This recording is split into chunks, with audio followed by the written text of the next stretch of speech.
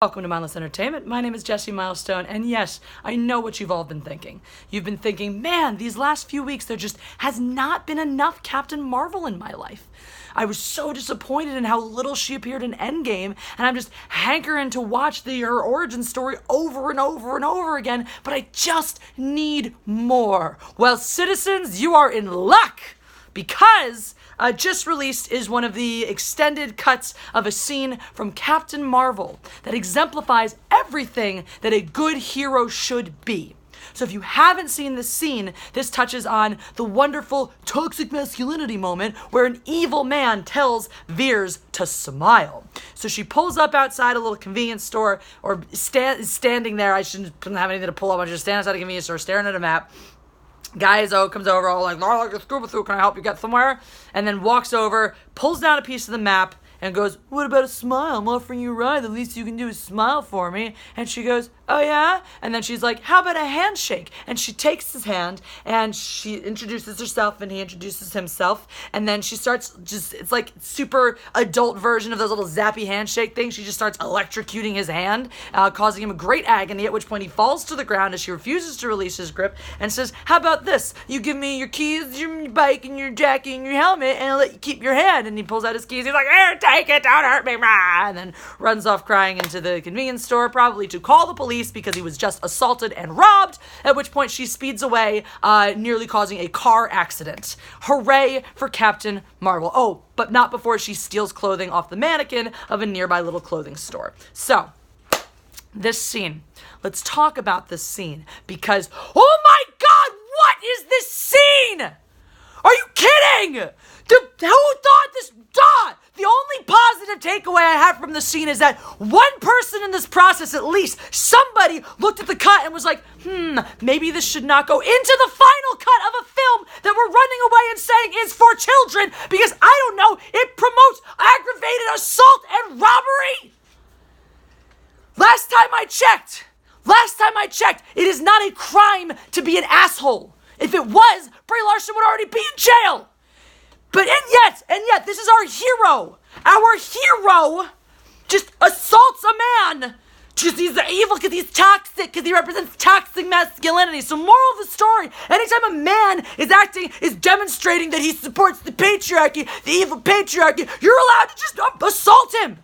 You're allowed to just physically assault, threaten to cripple him, and steal his mode of transportation. That's fine. It's totally fine to steal from him. He's a bad man. How do I know he's a bad man? Because he told her to effing smile. So now I know. Now I can make a moral judgment about this man. I know that because he told her to smile, that it is totally fine. It is now totally fine to physically assault and rob him. Somebody wrote this. Someone was like, hey, you know, it'd be a fun thing for our hero to do? Just assault a man. Just someone thought that this would be a positive message. Someone was like, yeah, this is a great idea. Who are these people? Whoever wrote that scene should be effing fired. And you have it out there now. And everyone's like, oh my god, watch Captain Marvel take down toxic masculinity. Look at her go, taking down the evil man. No! That's not what this is. This is her acting like a villain. This is not hero behavior.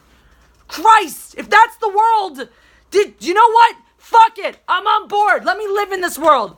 I would love a world in which I have the right to just assault random people because they displease me, because they did something toxic that I didn't like. Amen for that. Give me this world. Sign me up for that woke train. Hooray for violence. Because in a world where we're all like, yeah, let's try to get rid of unnecessary violence, and we should just absolutely promote the idea that, you know what? The next time a guy goes, hey baby, and I feel threatened, I'm just gonna kick him in the nuts. I'm just going to destroy his balls, because obviously that is logic. That is how logic. You look at me funny, you don't even have to touch me.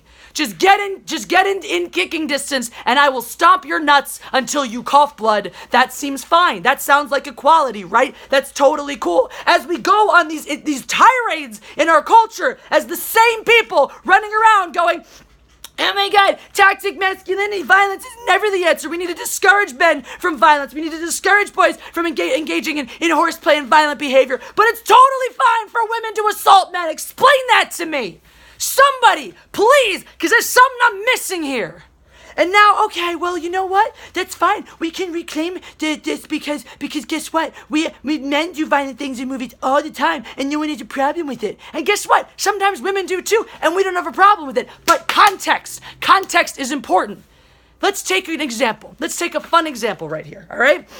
From my favorite TV show, Firefly, Train Job. The second episode after the pilot, or the first episode after the pilot, they're in a bar. Mal gets into a little verbal altercation with someone who fought for the Alliance, and then Zoe sneaks up behind and punches him out with the butt of her gun. Just knocks him clean out cold, totally defenseless, didn't even know she was there. And yeah, and then they start a huge, wonderful bar fight. A wonderful bar fight. The best kind of bar fights. They're wonderful.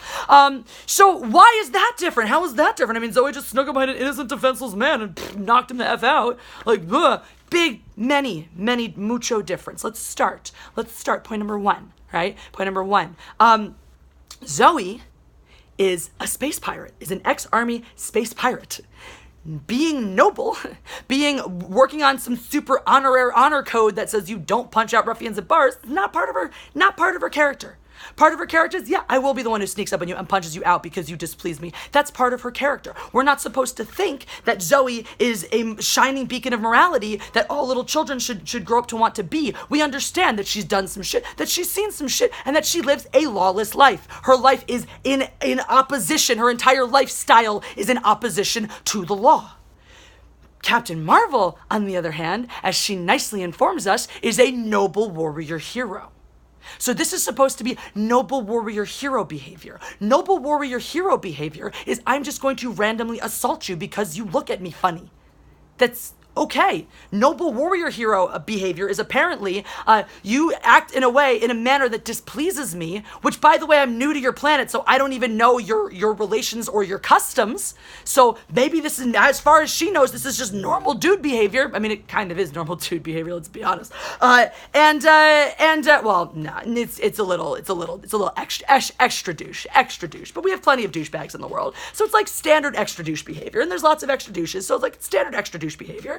And she just assaults him, just threatens and assaults him. That's very noble, very warrior hero-esque. So and the whole thing is like that's not part of her character. There's no moral breakdown. There's no there's an exposure to the fact that the Kree were never the good guy, or that we're not the good guys in the first place, but there's no moment where it's like, oh, Captain Marvel was never moral or did all these horrible things in the name of being a noble warrior hero. No, she was always like, she just does what's right because she's the person who's right all the time. So there's no reason for her to just now suddenly do something that's so fundamentally by the codes of society wrong, absolutely incorrect, wrong. And then the other difference too, right? Several differences. Zoe knows this is not just some rando dude, right? This is somebody who, by his nice little speech, has demonstrated that not only does he actively work to keep a system in place that she hates, but that she fought against, that he was a contributor to the people who murdered many of her friends, that he actually has taken actions in the past that she finds anathema, that she has done violence to people that she probably knew and liked, or supports that violence. So there's a clear understanding of what is right and what is wrong here by her personal moral code. And so she is assaulting somebody who has already made it clear that he has no respect for her and her life and wants her to die. But Captain Marvel, he demonstrates that he's part of the patriarchy, and the patriarchy is evil, it doesn't respect women, and they want all the women to die. No! That's not how it works. That's not how it works. The patriarchy is not an enemy that has fought many wars. And that's the exact wrong approach. And that's exactly what they're trying to set up. It's exactly what this little feminism, identity politics world is trying to set up, is this idea that the patriarchy is some evil enemy that we must fight against all the time. How do you think you're going to get equality? How do you think you're going to get peace? How do you think you're going to get people getting along and respecting each other if you treat one entire gender like they're the enemy? Like they're the enemy, and to the point where they don't even deserve basic human rights, like the right to not be assaulted and robbed just because they were being kind of a jackass. Like, really? How? Anyway. And on top of this, right? So then, on top of this, right? Zoe is just a regular person. Bar guy, regular person. Fair fight. Right? She punches him out in a bar, probably knowing that she's going to end up having to fight a lot more people. And she takes a moral stand. She says, you know what? I might get my ass kicked today, but I'm going to do something. I'm going to stand up for what I believe is right. That's not what Captain Marvel's doing. Captain Marvel, as we're told, is probably at this point the most powerful being on the planet right now. This guy, completely defenseless, shows no weapons, shows no intent for violence whatsoever, completely defenseless. This should be counted as assault with a deadly weapon, because guess what? Her electricity hands are a deadly effing weapon. So just this, once again, the difference is it's astounding. Like, it's this idea, oh my God, you could, in another context, in a separate context, big biker guy threatening younger woman, and she ends up kicking him in the balls. Maybe she shouldn't have done it. It's at least a little more understandable, because it's like, oh, well, he could have assaulted her. He could have done something to her to really hurt her or injure her or whatever, and she couldn't take that chance. We get it. Captain Marvel is not at risk here. She's in her battle suit with her electricity hands. She is at no personal risk to herself. So this is just going against even any tenet of self-defense. If you are so far out, if you can outpower and outfight, and you have deadly weapons, and the other person that you're facing does not, use of deadly force is not permissible. You cannot. And electricity hands and threatening to tear someone's hand off, that seems like a little excessive given the situation. Given the situation where, he didn't lay a fucking finger on her. In fact, she baited him into even touching her in the first place. She could have walked away. She could have done it. And like in a realist, obviously movies are not realistic and everything's realistic and whatnot. In that situation, guy comes up to me, puts his hand on someone I'm holding and gets in my personal space. I'm going to back the fuck up, and I'm going to give him a stern warning to tell him to stay where the hell he is. I'm going to do that. I'm going to be firm with him and make it clear, hey, your invasion into my personal space is not appreciated. I acknowledge that, but also, once again, I don't have magic sparkle hands, so I can't just zap him into oblivion. I have to rely on other weapons if I need them. So in this situation, big old dude like that, I'm gonna make some distance. I'm gonna tell him to back the F off. And if he doesn't do that and he keeps invading my personal space, then I'm gonna take measures to make sure that if he makes it clear that he's not respecting my space, then I will take measures to make sure that he can't hurt me. But I'm not just gonna assault him as fun as it would be to just go around kicking random strangers. And this is like, it just goes so, like, as someone who actually has the discipline to go day in and day out and train in a form of self-defense that is meant to be able to, so that you have the capacity to use deadly force when needed. So you have the ability to capacitate somebody when you're threatened. Part of that training is understanding and respecting that power. What you see, and that's not just in this scene. If you watch all of Captain Marvel, she never respects that power. From the very first scene where she blows Jude Law across the room, she demonstrates time and time again that she has no respect for the amount of deadly force she's wielding. And that is an incredibly dangerous message, an incredibly damaging thing to just be showing around and being like, this is fine. She can just go around assaulting people and it's fine. Never mind the fact that she just steals his bike and plus clothing off a mannequin from what looks like a cute little mom and pop shop. Great, so just theft is fine now too. It's just totally fine to just break the law to serve a higher cause. What a great message. What a great, amazing message that when you're the one who's, think about that, because that's the whole point. This is exactly where we're freaking heading here, right? When you're the one in power, when you're the powerful one who's convinced you're right, it's okay to go around breaking laws, assaulting people, doing whatever you want because you know you're right. That's fine. That's fine. I said this recently. I will say it again. The second you start doing bad, the second you start committing acts of evil in the name of good, you have no more moral high ground. You are now wrong. It doesn't matter how right you were or thought you were. You are now wrong. You are wrong, Captain Marvel. Whatever asshole wrote that scene and thought was a good idea is so widely out of touch with the kinds of messages we should be spreading. Because once again, as everyone ran around, loved to say, Captain Marvel's for kids, it's for little girls and boys, it's for to inspire little children. If I have little children, I don't want them seeing that scene. I don't want them thinking that that's normal and fine and okay.